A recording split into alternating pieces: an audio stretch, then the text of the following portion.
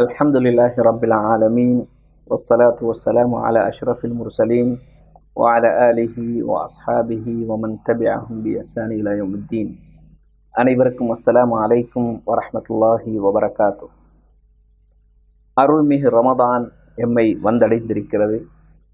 அல்லாஹ்வை விசுவாசிக்கின்ற அனைத்து அடியார்களும் நோன்பு நோற்பது, இரவு வணக்கங்களில் ஈடுபடுவது, அருள்மறை அல் குர்ஆனை அதிகம் ஓதுவது, அதனோடு தொடர்பை ஏற்படுத்திக் கொள்வது, ஜகாத் சதக்கா தான தர்மங்கள் செய்வது போன்ற நற்காரியங்களிலே ஈடுபடுவதன் மூலம் ஆன்மீக ரீதியாக மேம்பட்ட நிலையை அடைந்து கொள்வதற்கு இந்த ரமதான் ஓர் அரிய சந்தர்ப்பமாக அமைந்திருக்கிறது.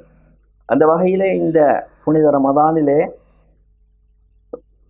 நோன்பு என்ற அந்த கடமையை அல்லாஹு தஆலா விதியாக்கியது தொடர்பாக அல் குர்ஆன் எங்களுக்கு சூரத்துல் பக்கராவிலே விரிவாக எடுத்து சொல்வதை பார்க்கிறோம். அல் குர்ஆனுடைய பார்வையிலே இந்த நோன்பு விதியாக்கப்பட்டது தொடர்பாக வந்திருக்கின்ற அந்த கருத்துக்களை உங்களுக்கு வழங்குவதற்காக நாங்கள் உஸ்தாத் மன்சூர் அவர்களோடு ஒரு நேர்காணலை நடாத்த இருக்கிறோம். அல் குர்ஆன் விரிவுரையாளர், மிஷ்காத் ஆய்வு நிறுவனத்தின் பணிப்பாளர், அல் குர்ஆனுக்கு விளக்கம் சொல்வதற்கு மிகவும் தகுதியான ஒருவர் என்ற வகையிலே இந்த சூரத்துல் பக்கராவிலே அல்லாஹு தஆலா இந்த நோன்பு விதியாக்கப்பட்டது தொடர்பாக சொல்கின்ற இந்த வசனங்களின் வெளிச்சத்திலே நாங்கள் இந்த இடத்திலே ரமதான் பற்றிய ஒரு தெளிவை உங்களுக்கு வழங்க இருக்கின்றோம். அந்த வகையில் அஸ்ஸலாமு அலைக்கும் வரஹ்மத்துல்லாஹி வபரகாத்துஹு. வலைக்கும் அஸ்ஸலாம் வரஹ்மத்துல்லாஹி வபரகாத்துஹு. உண்மையில் சூரத்துல் பக்கராவிலே அல்லாஹு தஆலா பல வசனங்களிலே இந்த ரமலானில் நோன்பு விதியாக்கப்பட்டது தொடர்பாக எங்களுக்கு விரிவாக விளக்கியிருப்பதை நாங்கள் பார்க்கலாம். அது தொடர்பாக ஆரம்பமாக நீங்கள் இந்த ரமலானில் நோன்பு விதியாக்கப்பட்டதன், அது கடமையாக்கப்பட்டதன் நோக்கத்தையும் அதன் இலக்கையும் பற்றி குர்ஆனுடைய வெளிச்சத்தில் விளக்கம் ஒன்றை வழங்குவீர்களாக இருந்தால் மிகவும் பிரயோசனமாக இருக்கும்.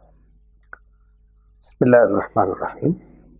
அஸ்ஸலாமு அலைக்கும் வரஹ்மத்துல்லாஹி வபரகாத்துஹு. அல்லாஹு தஆலா சூரத்துல் பக்கராவின் இந்த 183வது வசனத்திலிருந்து 187வது வசனம் வரை நோன்பு சம்பந்தமான ஒரு விளக்கத்தை தந்திருக்கின்றார். அந்த விளக்கம் மிகவும் நுணுக்கமாக அவதானிக்கப்பட்டால் அல் குர்ஆன் சொல்ல வருகின்ற கருத்தை மிகவும் சரியாக எங்களுக்கு புரிந்து கொள்ள முடியும். அந்த வகையில் அதன் முதலாவது வசனம், அதாவது 183வது வசனம், நோன்பு உடைய இலக்கு என்ன என்பது பற்றி எங்களுக்கு சொல்கின்றது. அல்லாஹ் நோன்பை அவ்வாறு முதலாவது எங்களுக்கு அறிமுகப்படுத்துகின்றார். அந்த வகையில் அந்த வசனம் கடைசியாக முடியும் போது லஅல்லக்கும் தத்தக்கும், நீங்கள் தக்குவா உள்ளவர்களாக மாறலாம் என்ற நோக்கில்தான் அல்லாஹ் முன்னைய சமூகங்களுக்கு இந்த நோன்பு கடமையாக்கப்பட்டது போன்று உங்கள் மீதும் கடமையாக்கப்பட்டிருக்கிறது என்று அந்த வசனம் ஆரம்பிக்கின்றது. எனவே நோன்பின் இலக்கு தக்குவாவை ஒரு மனிதன் பெற்றுக்கொள்வது என்று அமைகின்றது. தக்குவா என்ற சொல்லுக்கு இறை பிரஜை என்று நாங்கள் மொழிபெயர்ப்பது மிக பொருத்தமாக அமை. அதாவது அல்லாஹ்வை எந்நேரமும் நினைவில் கொண்டு வாழும் மனநிலையை கொண்டிருப்பது. மைண்ட்ஃபுல்னஸ் என்று நாங்கள் ஆங்கிலத்திலே சொல்வது போன்று அல்லாஹ்வுடைய நினைவோடு தொடர்ந்து இருப்பதனைத்தான் நாங்கள் தக்குவா என்ற இந்த பெரியவத்தினூடாக சொல்கின்றோம். அது எல்லா கருத்துக்களையும் அடக்கின்றது.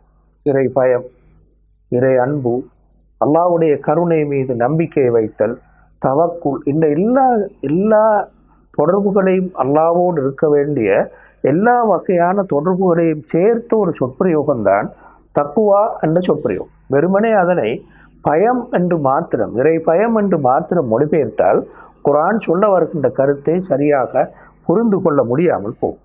எனவே அல் குர்ஆன் இங்கே எங்களுக்கு என்ன சொல்கின்றது என்றால், இந்த தக்குவா, அதாவது அல்லாஹ்வை மனதில் இருத்தி நினைவில் வைத்து இயங்குதல் என்பதுதான் தக்குவா என்பதன் பொருள்.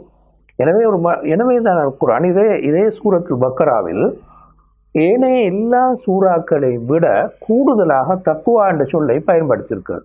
கிட்டத்தட்ட 36 அல்லது 40 சொற்கள் தக்குவாவோடு சம்பந்தப்பட்டதாக இந்த சூறாவிலே பாவிக்கப்பட்டிருக்கின்றது. துவங்கும் போதே ஹுதல்லில் முத்தகீன், தக்குவா உள்ளவர்களுக்குத்தான் இந்த வழிகாட்டல், குர்ஆனுடைய வழிகாட்டல் பயன்படக்கூடியதாக இருக்கும் என்று துவங்கும் போதே, இந்த சூறாவை தொடங்கும் போதே குர்ஆன் சொன்னது. தொடர்ந்தும் எல்லா இந்த சூறாவிலே உதாரணமாக குடும்ப வாழ்க்கை பற்றி வருகிறது, பணக்கொடுக்கல் வாங்கல்களோடு சம்பந்தப்பட்ட விஷயங்கள் வருகிறது. இந்த சூறாவிலே ஜிஹாதோடு சம்பந்தப்பட்ட வசனங்கள், அதாவது அல்லாஹ்வுடைய பாதையில் உழைப்பது பாடுபடுவது சம்பந்தமான வசனங்கள் இந்த சூறாவிலே வருகின்றன. வியாபாரத்தோடு சம்பந்தப்பட்ட வசனங்கள் வருகின்றன. திரும்ப வாரிசு உரிமையோடு சம்பந்தப்பட்ட வசனங்கள் சரியாக இந்த நாங்கள் பார்க்கின்ற ஆயத்துக்கு முன்னால் இருக்கிறது.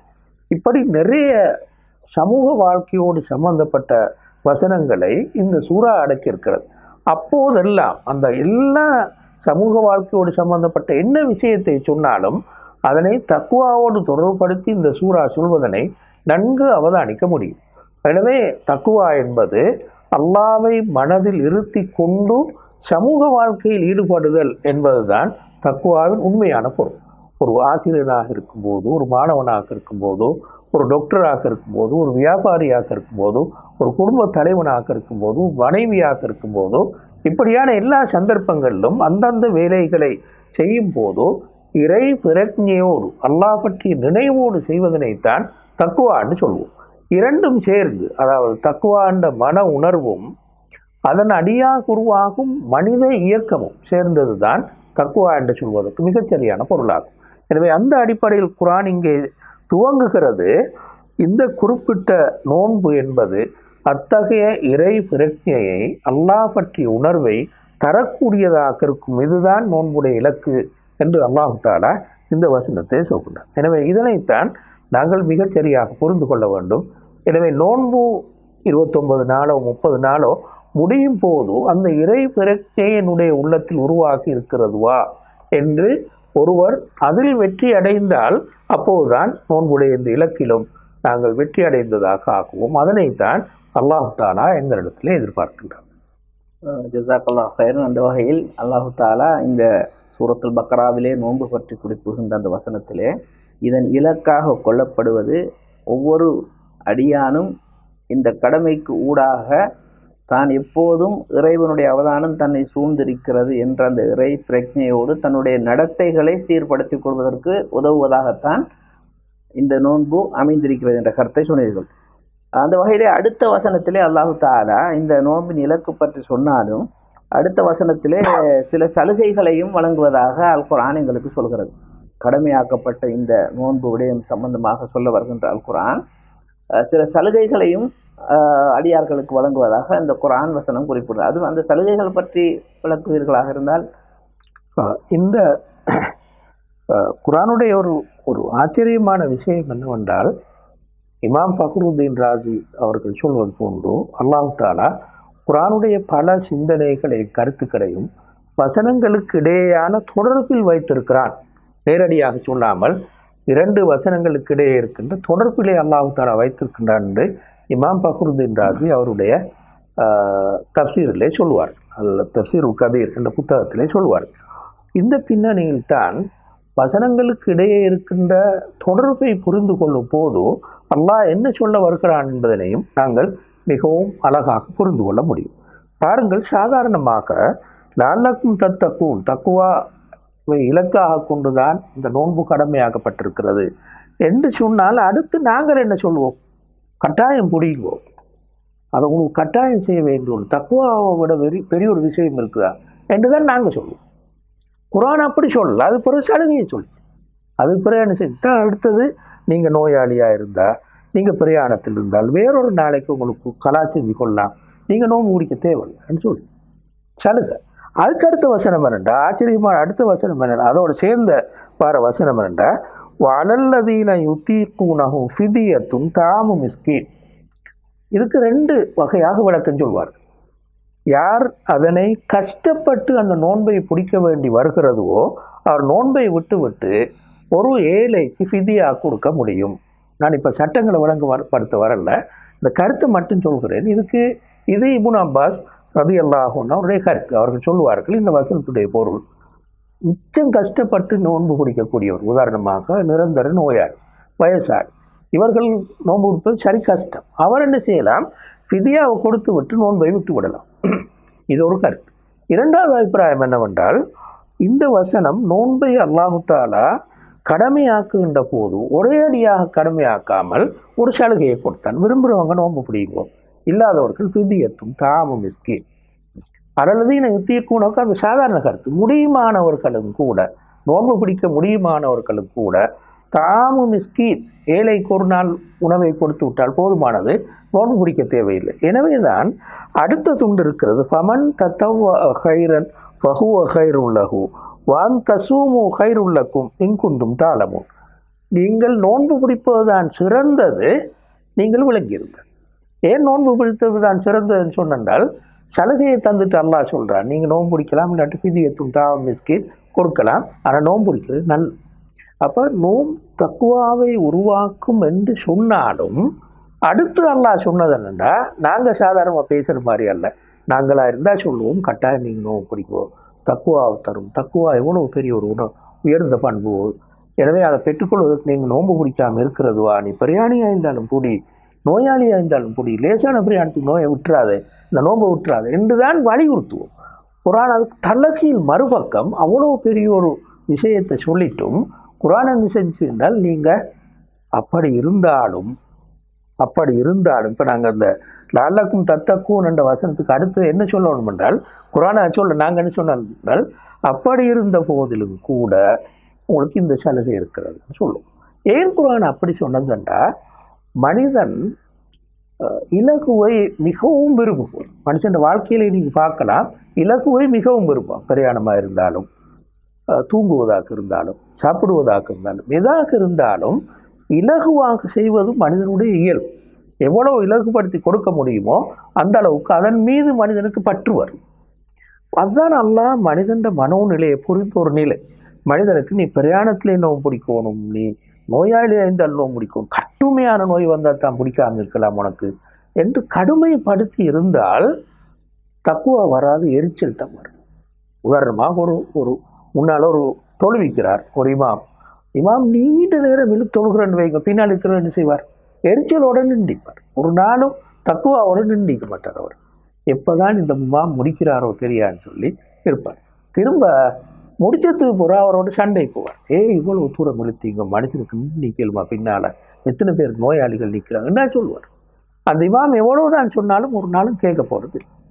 இந்த மனநிலையை அல்லாஹ் உணர்ந்ததன் காரணமாகத்தான் அவ்வளோ பெரிய ஒரு விஷயத்தை சொல்லியும் லாலக்கும் தத்தக்கும் என்று சொல்லியும் அல்லாஹ் மிகவும் மெதுவாக மனிதனை அழைக்கிறார். நீ நோயாளியாக இருந்தா, நீ பிரயாணியாக இருந்தால் நோன்பு பிடிக்க தேவையில்லை, நீ கடுமையான ஒரு வயசாளியாக இருந்தால் அல்லது நிரந்தர நோயாளியாக இருந்தால் நோன்பு பிடிக்க தேவை. இப்படி சொன்னால் மனிதனுக்கு நல்லா பதியும், அல்லாஹ் இவ்வளோ பெரிய ஒரு சலுகைதாரான், ஆனாலும் நான் நோன்பு பிடிக்கணும் கட்டாயம் என்ற மனநிலை தான் நமக்கு வரும். மறுபக்கம் சொல்லி இருந்தால் ஒரு எரிச்சல் தான் வரும். எனவே தான் அல்லாஹ் தஆலா அடுத்த வசனத்தில் அந்த கருத்தை சொல்லியிருக்கிறான்னு சொல்லி நாங்கள் விலகிக் கொள்ளலாம். அடுத்ததாக குர்ஆனிலே அடுத்த வசனத்தில் அல்லாஹ் தஆலா ரமதானுக்கும் குர்ஆனுக்கும் ஒரு நெருங்கிய உறவு தொடர்பிருப்பதாக வருவதை பார்க்கிறோம். ஏனென்றால் இந்த அருள்மறையாக அமைந்த அல் குர்ஆன் ரமதான் என்ற மாதத்தில் இறங்கியதன் மூலம்தான் ரமதான் சிறப்பு பெறுகிறது என்று அல் குர்ஆன் விளக்குகிறது. அந்த வகையிலே குர்ஆன் ஒரு வழிகாட்டல் என்ற கருத்தையும் அடுத்த வசனம் சொல்கிறது. இந்த வசனத்துக்கும் இந்த நோன்புக்கடையில் உள்ள தொடர்பு பற்றி விளக்குவீர்களாக இருந்தால் பயனுள்ளதாக இருக்கிறது. அது அடுத்த இன்னொரு ஆக முக்கியமான விஷயம் என்னென்னா, அல் குர்ஆன் அடுத்த வசனத்தில் நோன்பு ரமலான் மாதத்துக்குரியது என்பதன் காரணமாக ஏன் அது நீங்கள் நோன்பு பிடிக்க வேணும் அப்படின்னு சொல்லும்போது முன்னால் லாலக்கும் தத்தக்கும் அப்படின்னு சொல்லிட்டு திரும்ப அதுக்கு இன்னொரு பின்னணி இருக்கிறது. நீங்கள் நோன்பு பிடிக்கிறதுக்கு இன்னொரு பின்னணி இருக்கிறது. அதுதான் இந்த மாதத்தில் தான் குர்ஆன் இறங்கியது, அது மனிதனுக்கு வழிகாட்டலாக அமைக்கிறது, வழிகாட்டலுடைய விளக்கங்களாக அமைக்கிறது என்று அல்லாஹ் சொல்லிட்டு ஃபமன் ஷஹித மின்கும் ஷஹர ஃபல்யசும்ஹு, எனவே அந்த மாதத்தை யார் அடைந்து கொள்கிறாரோ அவர் நோன்பு நோக்கட்டும் என்று அல்லாஹ் தஆலா அந்த வசனத்திலே சொன்னார். இப்போ குர்ஆன் இப்போ என்ன செய்கிறது என்றால், நோன்போடு இந்த குர்ஆன் இறங்கியமையை அல்லது அல் குர்ஆனை தொடர்புபடுத்தி சொல்கிறது.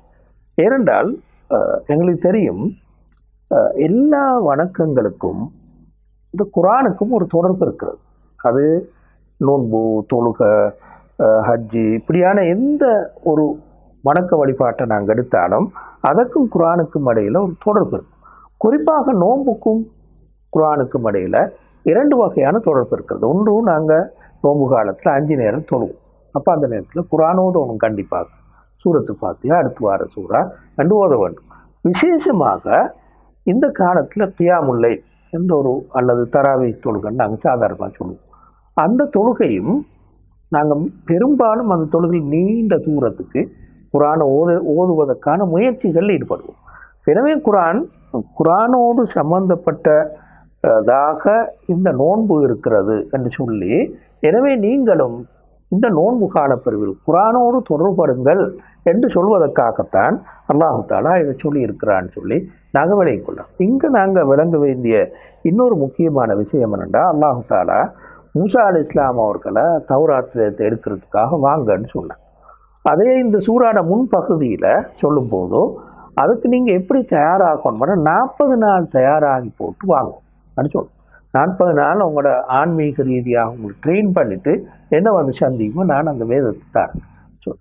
இந்த கருத்தை தான் அல்லாஹ் இங்கே சொல்லுவார். ஸல்லல்லாஹு அலைஹி வஸல்லம் அவர்கள் ஹிரா குகையில் நீண்ட பல நாட்கள் இத்திகாஃபிலே இருந்து ஆன்மீக ரீதியாக ஒரு குறிப்பிட்ட நிலைக்கு வந்ததன் பிறகுதான் அல்லாஹ் தஆலா குர்ஆனையும் இறக்கி வைத்தார். இதுதான் அப்படியான ஒரு ஆன்மீக ரீதியான நிலைதான் நோன்பு காலம். அந்த நோன்பு காலத்தில் ஒருவர் ஆன்மீக ரீதியாக தன்னை பக்குவப்படுத்திக் கொள்வதற்கும் பக்குவப்படுத்துவதன் ஊடாகத்தான் குர்ஆனை விளங்குவதும் சாத்தியமாக மாறும். எவ்வளவு தூரத்துக்கு ஒரு மனிதன் ஆன்மீக ரீதியாக பக்குவப்படுகின்றானோ அந்த அளவுக்கு குர்ஆனோடு இருக்கிற தொடர்பும் அது சொல்லக்கூடிய விஷயங்களை விளங்கிக் கொள்வது இலகுவாக மாறும். அந்த பின்னணியைத்தான் நாங்கள் இந்த ஆயத்திலையும் காண்றோம். இதை இன்னொரு மாதிரி நாங்கள் சொன்னால், இப்போ நாங்கள் இருக்கக்கூடிய இந்த காலப்பிரிவு கொஞ்சம் சிக்கல் என்பதன் காரணமாக எங்களுக்கு எல்லாருக்கும் பள்ளி போய் சில நேரம் தராவை தொழுகையை நிறைவேற்றுவது கொஞ்சம் கஷ்டமாகும். அப்போ அதில் ஒரு முக்கியமான விஷயம், நான் சட்டம் சொல்லாவிட்டாலும் லேசாக சொன்னால், தனியே இருந்தும் ஒருவர் தராவை தொழலாம். வீட்டில் ஒரு ஜமாத்தாகவோ தனியவோ அது ஒரு தாஜ தொழுகையில் ஒரு பகுதி என்ற வகையில் தொழ முடியும். அவ்வாறு தொழுகின்ற ஒருவர் வெறுமனே நாங்கள் வச்சுக்கொள்வோம் சூரத் இந்த ஜுஸு அம்மையை மட்டும் ஓதுறாருன்னு வச்சுக்கொள்வோம். ஏண்டா இமாம் இல்லை, நிறைய பேருக்கு பெரிய சூறாக்கள் ஓதுறதுக்கு மனப்பாடம் இல்லை. எனவே ஜுஸு அம்மையில் வரக்கூடிய சூறாக்களை மட்டும் அவர் ஓதுறாருன்னு வச்சுக்கொள்வோம். அப்படி ஓதினால் கூட நாங்கள் குர்ஆன்ட பல விஷயங்களை அதன் ஊடாக விளங்கிக் கொள்ள முடியும். உதாரணமாக சூரத்து ஜுஸு அம்மையில் மறுமை வாழ்வு பற்றி ஒரு பெரிய ஒரு பகுதி இருக்கிறது. 22, 23 சூறாக்கள் மறுமை நாளை பற்றி சொல்வது நாங்கள் காண்றோம். அப்படி சொல்லும்போது ஒன்று உலக வாழ்வு, உலக வாழ்க்கையை நாங்கள் எப்படி பார்க்க வேண்டும், மனித வாழ்க்கையை நாங்கள் எவ்வாறு நோக்க வேண்டும், அல்லாஹ்வை அடைந்து கொள்வதற்கான வழிகள் என்னது என்பது சம்பந்தமான பெரிய ஒரு நீண்ட விளக்கம் ஒன்று நாங்கள் இந்த ஜுஸு அம்மையில் பார்க்கக்கூடியதாக இருக்கும். நரகத்துக்கு யார் போவான், சொர்க்கத்துக்கு யார் போவான், அம்மா மன் தகா வ ஆசரல் ஹயாத்த துனியா ஃபைனல் ஜஹீம ஹியல் மஅவா, யார் வரம்பு மீறி உலக வாழ்க்கையை மேலாக மதிக்கின்றாரோ அவர் நரகத்தை தான் சென்றடைந்து கொள்ளும் இடமாக கொள்வார் என்று அல்லாஹ் தஆலா 2வது சூறால, அதாவது சூரத்து நாசியாத்தில் சொல்கிறார். பிறகு அந்த உலக வாழ்க்கையை மேலாக கொள்ளுதல் என்றால் என்ன என்று சூரத்து தக்காசூர், சூரத்து ஃபஜர், சூரத்துல் ஆதியாத் இந்த சூறாக்கள் எல்லாம் அல்லாஹ் சொல்கிறார். திரும்ப அதே சூறால சூரத்து நாசியாத் 2வது சூறால அம்மாமன் ஹாஃப மக்காம ரப்பி வனஹன் நஃப்ஸ அனில் ஹவா, யார் அல்லாஹ்வை சந்திக்க வேண்டும் என்பதனை பயந்து உள்ளத்தையும் தீமை மனோ இச்சையிலிருந்து தடுத்து கொள்கிறாரோ அவர் சொர்க்கத்தை போய் சேருவார். இந்த கருத்தை அல்லாஹ் தஆலா பின்னால் வர நிறைய சூறாக்கள் சொல்கிறான். உதாரணமாக சூரத்து ஷம்ஸ் என்ற சூறால யார் உள்ளத்தை பக்குவப்படுத்தி அதை வளர்த்து விட்டு தூய்மைப்படுத்தினாரோ அவர் வெற்றி அடைவார் என்று அந்த வசனங்கள் சொல்கிறார். பின்னால் சூரத்துல் அஸ்ரில் அல்லாஹ் தஆலா முழு ஒரு மனிதனுடைய வெற்றி என்பது என்ன என்று சொல்லி அந்த முழுமையாக அல்லாஹ் தஆலா சூரத்துல் அஸ்ரில் சொல்கிறார். இப்படி ஜுஸு அம்மையை மட்டும்தான் ஒருவர் ஓதினாலும் கூட கொஞ்சம் ஓரளவுக்கு கருத்தை பார்த்து அதை விளங்கி கொண்டு போய் நின்று வணங்கினால் கூட கொஞ்ச நேரம் சூரத்துல் உதாரணமாக ஜுஸு அம்மையை முழு ஜுஸு அமைந்தால் முழு 30 நாளும் அல்லது 29 நாளும் ஓதினாக இருந்தால் சின்ன சின்ன துண்டாக அவர் ஓதிக்கொண்டு போவார். அப்போ அந்த 30 நாளும் திருப்பி அந்த ஜுஸுவை பார்த்தால் அவர் பெரிய ஒரு மனப்பக்குவத்துக்கு வருவதற்கு அது காரணமாயிருக்கு. மறும நாள் உலக வாழ்க்கைண்டா என்னது, நான் உலக வாழ்க்கையில் மெயினாக செய்யக்கூடிய விஷயம் என்னது, உதாரணமாக சூரத்து மாவும், சூரத்து அல் ஃபஜ்ர், சூரத்துல் பலத், இந்த சூறாக்கெல்லாம் தர்மம் செய்வதன் மிக உயர்ந்த நிலைமையை சொல்லும். எவ்வாறு ஒரு கட்டாய கடமை வேண்டும், அது எவ்வளவு பெரிய உயர்ந்த வணக்கம் என்று சொல்லியும், பொருளாதார ரீதியான ஏற்றத்தாழ்வும் பெரிய ஒரு சமூக தீமைன்னு சொல்லியும் இந்த ஜுஸு அம்மையோட பல சூறாக்கள் சொல்லும். அப்போ எனவே அல்லாஹ் தஆலா இதன் காரணமாகத்தான் இந்த குர்ஆன் நோன்பு காலத்தில் தான் இறங்கியது. எனவே நீங்கள் நோன்பு பிடியுங்கள் என்று அல்லாஹ் தஆலா இந்த வசனங்களில் சொல்லி, அதனூடாக ஒரு முஸ்லீம் நோன்பு கால பிரிவில் குர்ஆனோடு தொடர்பட்டவனாக மாற வேண்டும் என்ற கருத்தை விளக்குவதற்காகத்தான் இந்த ஷஹ்ரு ரமதான் அல்லது உன்சில ஃபீஹி குர்ஆன் என்ற வசனத்தூடாக சொன்னார். அப்படியான உஸ்தாத் அவர்களே, இதற்கு முந்தைய வசனத்தில் அல்லாஹு தாலா நோன்பை விதியாக்கிய தொடர்பாக கூறிவிட்டு சில சலுகைகளையும் குறிப்பிட்டதை பார்த்தோம். ஆனால் இந்த இடத்தில் மீண்டும் குர்ஆனை பற்றி குறிப்பிட்டிருந்தால் குர்ஆன் திரும்பவும் இந்த ரமதானில் வழங்கப்படுகின்ற சலுகைகள் பற்றி மீட்டி கூறப்படுவதை பார்க்கிறோம். இதற்கு என்ன காரணங்களை சொல்ல முடியும்? உண்மையில இந்த பகுதியில் ஒமன்கான மரீதன் அவ் அலா சஃபர் என்று திரும்ப முன்னால் உள்ள வசனம் திரும்பவும் வந்திருக்கு. ஏன் அப்படி வந்தது என்று நாங்கள் பார்க்கும்போது முன்னால் நாங்கள் பார்க்குறோம், இந்த நோன்பு அல்லாஹ் தஆலா படிப்படியாக கடமையாக்கி இருக்கிறான். இன்னொரு கருத்து முன்னால் இருக்கிறது, நான் ஏற்கனவே சொல்லியிருக்கிறேன், அதை திருப்பி சொல்ல தேவையில்லை. வாழல்லதீன யுத்தீக்கூனஹு ஃபித்யத்துன் தஆமு மிஸ்கீன் என்ற வசனத்துக்கான ஒரு விளக்கம் அது. எனவே அல்லாஹ் ஆரம்பத்தில் நோன்பை கடமையாக்கும் போதும் கட்டாயம் எல்லாரும் பிடிங்கன்னு சொல்லாமல் திரும்ப நீங்கள் பிடிக்கலாம், அல்லது ஃபித்யத்துன் தஆமு மிஸ்கீன் ஒரு ஏழைக்கு உணவளிக்கலாம் என்று சொன்னார். அந்த இடத்துல நாங்கள் என்ன விலையும் கொள்கிறோம் என்றால், நோன்பு அப்படி இருந்தால் அவர் பிரயாணத்தில் நோன்பு பிடிக்க வேண்டிய அவசியம் இல்லை, நோயாளியாக இருந்தால் நோன்பு பிடிக்கிறது அவசியம் இல்லைன்னு முன்னால் வளர்க்குவோம்.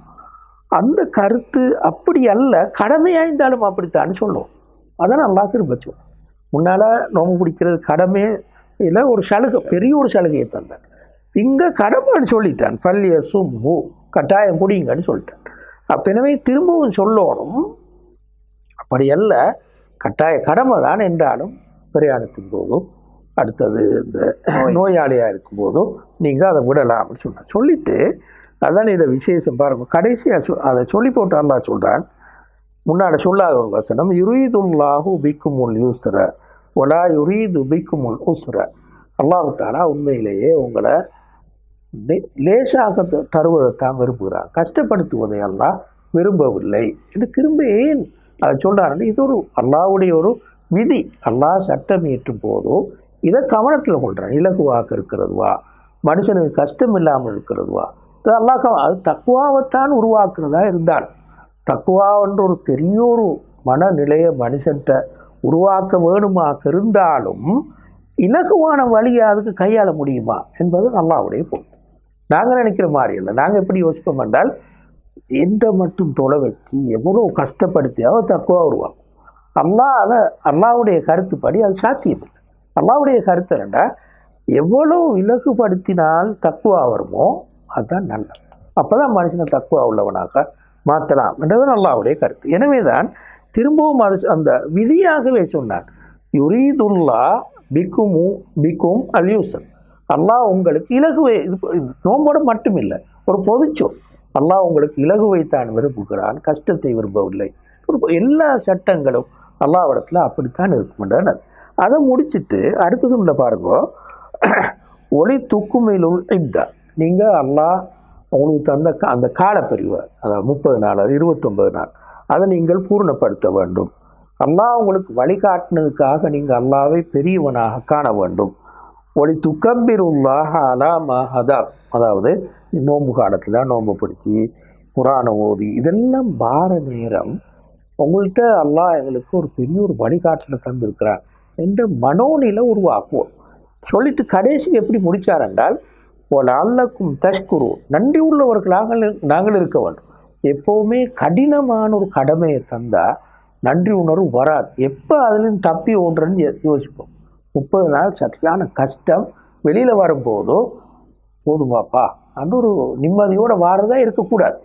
அல்லாஹ்வுக்கு நன்றி செலுத்தியவனாக வர வேண்டும் என்று அல்லாஹ் தஆலா ஓரளவு கஷ்டமான ஒரு கடமையை கூட நன்றி உணர்வோடு பின்பற்றுங்கள் இந்த வசனத்தில் முடிச்சிருக்கிறான்னு சொல்லி நான் காட்டுறோம். அப்போ எனவே இந்த வகையில் தான் இப்போ நான் சொன்ன இந்த 3 நாங்கள் பார்த்து இந்த 3 அல்லது 4 வசனங்கள்லையும் அல்லாஹ் தஆலா எவ்வாறு நோன்பை ஒரு முஸ்லீம் பார்க்க வேண்டும், எப்படி அதை ஒரு தனக்கு ஒரு சலுகையாக தன்னை தக்குவா உருவாக்குவதற்கு ஒரு வழியாக கொள்ள வேண்டும் என்பதுதான் அல்லாஹ் தஆலா இந்த அடுத்த வசனத்தில் அல்லாஹ் தஆலா வைதா சஅலக இபாதி அன்னி ஃபஇன்னி கரீப் என்று வரக்கூடிய வசனத்தில் அல்லாஹ் தஆலா பிரார்த்தனை அடியார்களுடைய பிரார்த்தனைகளை அங்கீகரிப்பதற்கும் பதிலளிப்பதற்கும் தயாராக இருக்கின்ற அந்த விடயத்தையும் இந்த தொடரிலே அல்லாஹ் தஆலா குறிப்பிடுவதை தொடர்படுத்தி விளக்கினால் பிரயோஜனமாக இருக்கும்.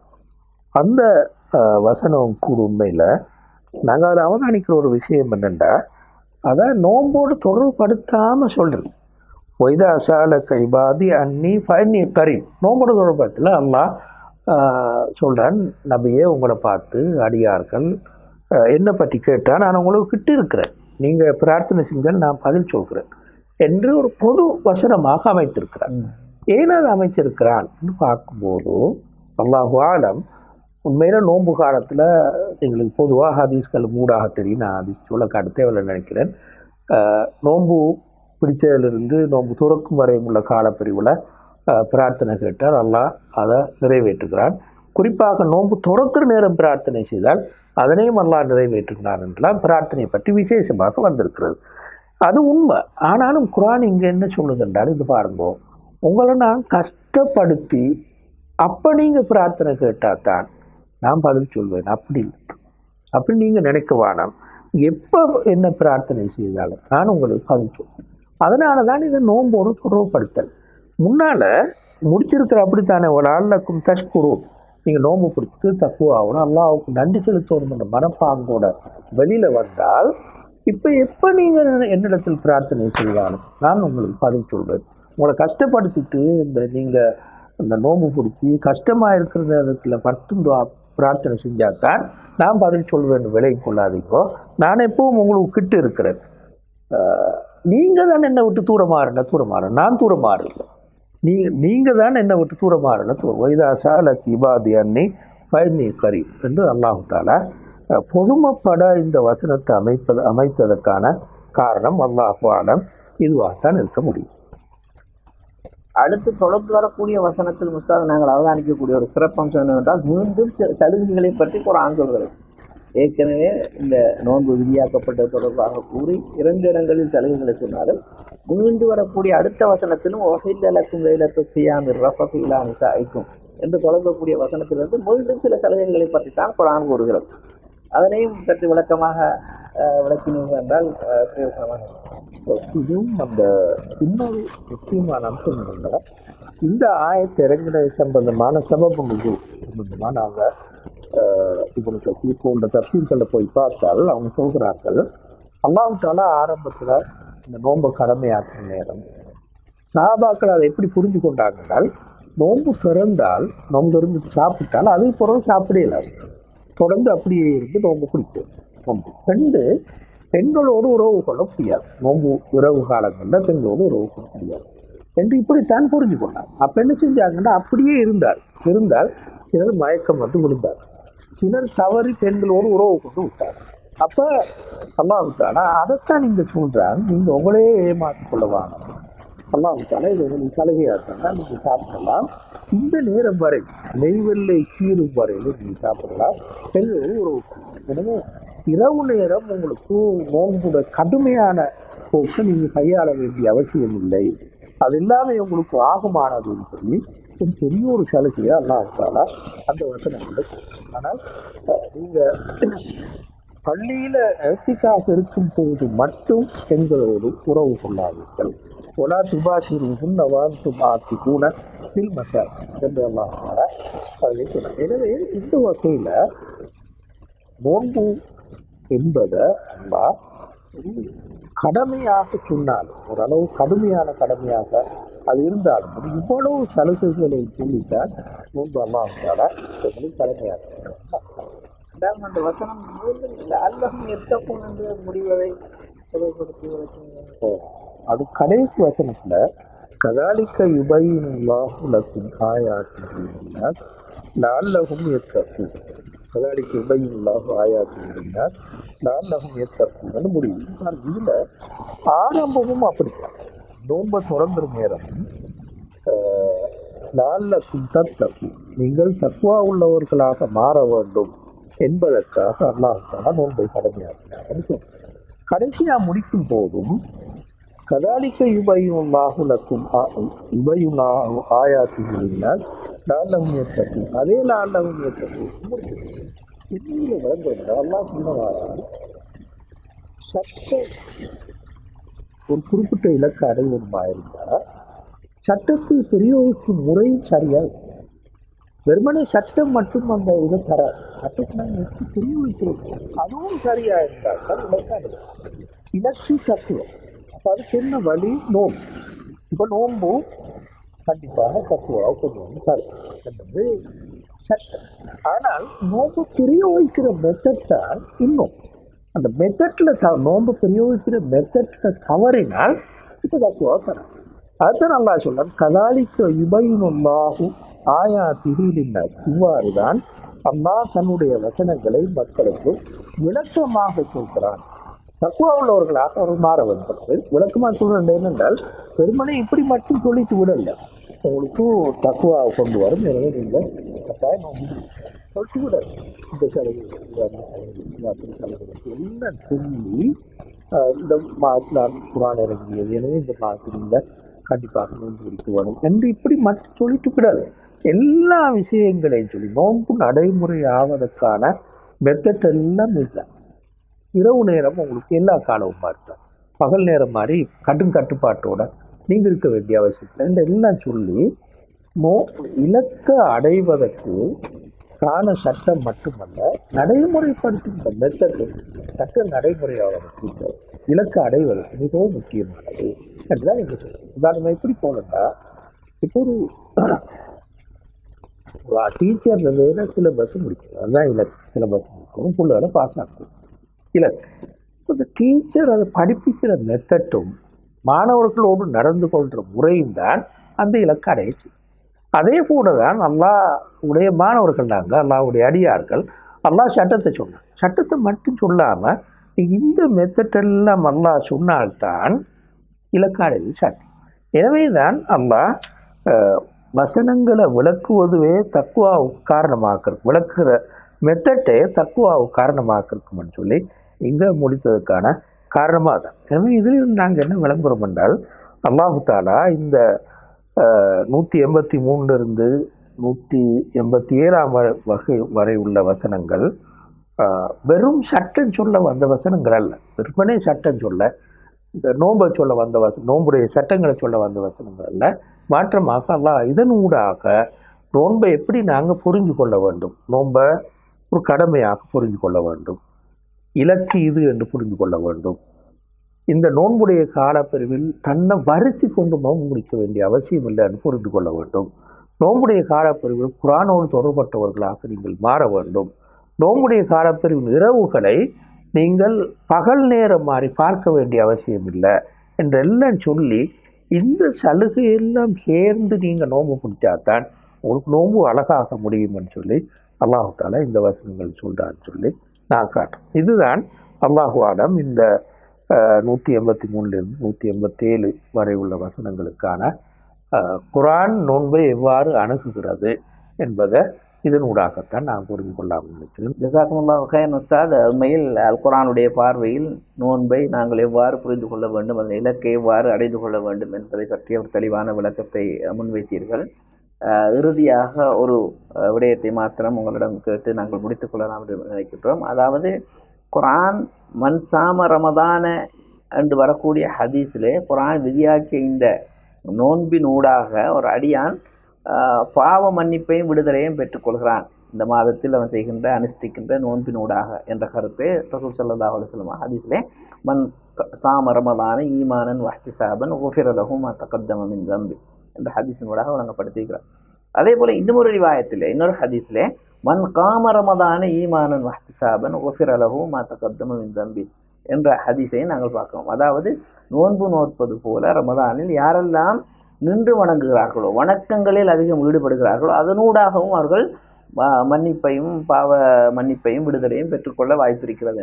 இந்த இரண்டு வகையாக ரசூல் ஸல்லல்லாஹு அலைஹி வஸல்லம் விளக்கியிருப்பது பற்றியும் ஒரு தெளிவை வழங்கினால் அதனோடு இந்த உரையாடலை நாங்கள் முடித்துக்கொள்ள முடியும்னு நினைக்கின்றேன். அந்த ஹதீஸில் ஸல்லல்லாஹு அலைஹி வஸல்லம் அல்லாஹு ஆலம் 2 வகையாக நோன்பை பார்க்குறாங்கன்று நாங்கள் விளக்கலாம். ஒன்று, ஒரு நோன்பாக நோற்று, அதாவது வெறுமனை பசி தீக்கிரத்தோடு மட்டும் நிற்காமல் மனக்கட்டுப்பாட்டோடு சேர்ந்து செய்வாராக இருந்தால் அவருக்கு பாவமளிப்பு கிடைக்கும். மன்சாம ரமதான ஈமானன் வஹ்திசாபன் என்ற அந்த ஈமானன் வஹ்திசாபன், இந்த ஈமானிய உணர்வோடும் அல்லாஹ்விடத்தில் மட்டும்தான் நான் கூலிய பெறுகின்ற உணர்வோடும் அவர் செஞ்சால் அதுவே அவருக்கு பாவமளிப்பை தேடித்தரும். அவருக்கு சில சந்தர்ப்பங்களில் அந்த கியாமுல்லையில் சரியாக செய்ய முடியாமல் போனாலும் கூட என்று அந்த ஹதீஸ் சொல்லும். இன்னொரு பக்கத்தால் ஹதீஸ் சொல்லுது என்னென்னா, ஒருவர் அதோடு சேர்த்து இரவு நேரத்தில் நின்று வணங்குவதையும் மேற்கொண்டால் இப்போவும் அவருக்கு பாவ மன்னிப்பு கிடைக்கும். ஏனென்றால் இப்போ நாங்கள் நேரத்தோடு பார்த்த மாதிரி குர்ஆன் ஒரு பெரிய ஒரு கருத்தையும் சிந்தனையையும் மனப்பக்குவத்தையும் ஏற்படுத்துவதற்கு குர்ஆன் ஒரு மிகப்பெரிய காரணமாக இருக்கும். ஏனைய எல்லா வசனங்களையும் விட வெறுமனே நான் நினைக்கிறேன் எங்களோட பள்ளிகளில் ஜுசு அம்மையை மட்டும் பின்னாம்பெரிய சூறாக்கள் ஓதி பின்னால் நிற்கிற மக்களுக்கு ஒன்றுமை விளங்காமுட்டு ஓதுற அந்த ஹஜரத் ஓதுறத்தை பின்னால் நிற்கிறவங்க வேறு கவனமெல்லாம் போகிறத விட வெறும் ஜுசு அம்மை ஆகக்கூடியனா 40 வசனம் 46 வசனம், அதுக்கு மேலே வசனங்கள் இல்லை, சின்ன சின்ன வசனங்கள் தான் இருக்கும். இதை மக்களுக்கு ஏற்கனவே படிக்க கொடுத்து அவங்க பார்க்க கொடுத்து பிறகு தொழுகையில் என்று கேட்டாங்களாக்க இருந்தால் இப்போ நல்ல ஒரு மனப்பக்குவம் அவங்களுக்கு வரும். அந்த 30 நாளைக்கு 29-30 நாளைக்கு உள்ளார். எனவே அந்த பின்னணியில் ஸல்லல்லாஹு அலைஹி வஸல்லம் அவர்கள் நீங்கள் நோன்பு பிடித்து பக்குவத்தோடு இருப்பது போலவே வெறும் நோன்பு மட்டும் பிடித்து இரவு நேரம் நின்று வணங்குவதன் ஊடாக குர்ஆனையும் கேட்டீங்களாக்க இருந்தால் இப்போ உங்களுக்கு பூர்ணமான ஒரு மனப்பக்குவம் கிடைக்கும்னு சொன்னார். இதைத்தான் சூரத்துல் முஸம்மில்ல அந்த சூரா யா அய்யுஹல் முஸம்மில் குமில் லைல இல்லா கலீலன் அந்த வசனத்தில் சொல்லும் போதோ மனப்பக்குவத்துக்கு ஒருவர் தன்னை ஆன்மீக ரீதியாக உருவாக்கிக் கொள்வதற்கு குர்ஆன் எப்படி காரணமாக இருக்குமென்று அந்த சூரா சொல்லும். அதே தான் நாங்கள் நோம்பலியாவது செய்ய வேணும் என்று அல்லாஹ் தஆலா எதிர்பார்க்கிறான்னு சொல்லி நான் கருதுகிறேன். ஜஸாக்கல்லாஹு கைரன். உண்மையில் இந்த ரமதானில் அல்லாஹு தஆலா விதியாக்கிய நோன்பு அதன் இலக்கு அந்த ஒரு கடமை என்பதை நாங்கள் எவ்வாறு புரிந்து கொள்ள வேண்டும். அந்த வகையில் ஆன்மீக ரீதியாக ஒவ்வொரு முஸ்லிமும் தன்னை வளர்த்து கொள்வதற்கு தன்னுடைய கடந்த கால வாழ்வை மீள்பார்வை செய்து அவன் தன்னை ஒரு நல்ல அடியானாக மாற்றிக்கொள்வதற்குரிய ஒரு பெரிய சந்தர்ப்பமாக அல்லாஹ் தஆலா அமைத்து தந்திருக்கிறான். அந்த வகையிலே நாங்கள் அல் குர்ஆனுடைய பார்வையில் இந்த ரமதானை நோன்பை நாங்கள் எப்படி அணுக வேண்டும் என்று குர்ஆன் வழிகாட்டுகின்றதோ அந்த அடிப்படையில் நாங்களும் இன்ஷா அல்லாஹ் செயற்பட்டு அல்லாஹ்வுடைய ரஹ்மத்தையும் மக்ஃபிரத்தையும் நரக விடுதலையும் பெற்றுக்கொள்ளக்கூடிய நல்லடியார்களாக மாறுவதற்கு முயற்சி செய்வார்கள். அல்லாஹ் தஆலா தௌஃபீக் செய்வாராக. அஸ்ஸலாமு அலைக்கும்.